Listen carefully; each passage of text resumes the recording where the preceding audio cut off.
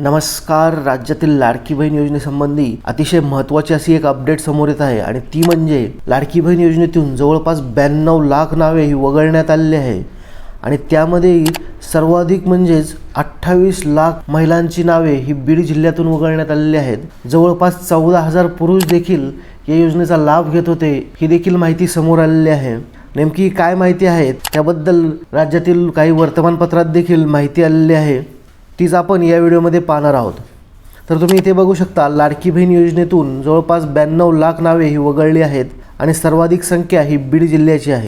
माझी लाडकी बहीण योजनेतून 90 लाखांपेक्षा जास्त महिलांची नावे वगळण्यात आली असून KYC प्रक्रियेनंतर सुमारे 80 लाख नावे वगळण्यात येत आहेत असे सरकारकडून सांगण्यात आले होते. परंतु ताज्या आकडेवारीनुसार ही संख्या आता 92 लाखांवर गेली आहे. मूळ लाभार्थी संख्या ही 2.4 कोटी इतकी होती. त्या तुलनेने ही घट सुमारे 38% आहे.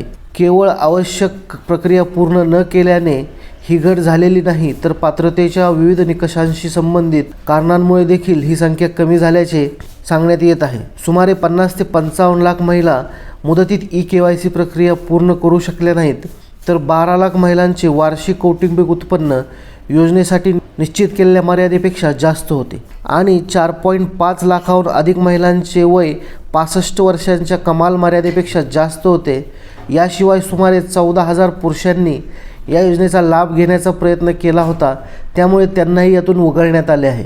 सर्वाधिक 28 लाख महिला एकट्या बीड जिल्ह्यातून वगळण्यात आल्या आहेत. तर काही अधिकाऱ्यांच्या दिलेल्या माहितीनुसार सरकारने लाभार्थ्यांना KYC प्रक्रिया पूर्ण करण्यासाठी सुमारे 8 महिन्यांचा कालावधी दिला होता. या काळात अनेक महिलांनी ही प्रक्रिया पूर्ण केली, परंतु प्रक्रिया पूर्ण करता आली नाही. अशा परिणामी सुमारे 55 लाख नावे वगळली गेली, तर 12 लाख महिला प्राप्तिकर म्हणजेच इन्कम टॅक्स भरणारे आहेत. त्यांचे वार्षिक उत्पन्न 2.5 लाख रुपयांपेक्षा जास्त असल्याचे आढळून आले आहे. सुमारे 5 लाख महिला आधीच नमो शेतकरी योजनेचा लाभ घेत होत्या, त्यामुळे त्यांना देखील यातून वगळण्यात आलेले आहेत. अंतिम लाभार्थी संख्या ही फेरपडताळणी प्रक्रियेनंतरच निश्चित केली जाईल असे सरकारकडून स्पष्ट करण्यात आले आहे.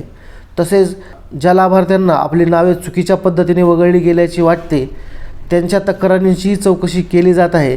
तर अशा प्रकारची माहिती समोर येत आहे. जवळपास 92 लाख 2.5 कोटी महिलांपैकी 92 लाख महिला ह्या सरळ अपात्र झालेल्या आहेत. विविध कारणांनी ही अपात्रता करण्यात आलेली आहे. तर सध्या उर्वरित महिलांना या योजनेचा लाभ सुरळीतपणे देण्यात येत आहे.